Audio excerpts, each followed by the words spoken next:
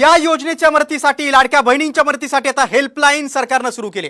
राष्ट्रवादी अजित पवार पक्षाकडून हेल्पलाईन करण्यात आलेली आहे। मदतीसाठी नंबर देखील देण्यात आलेला आहे। 9861717171 या क्रमांकावर संपर्क साधण्याचं आवाहन देखील करण्यात आलेलं आहे।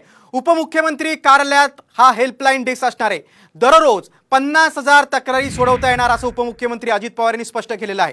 लाडक्या बहिणींच्या मदतीसाठी आता हेल्पलाईन देखील जो क्रमांक आहे तो जाहीर करण्यात आलेला आहे।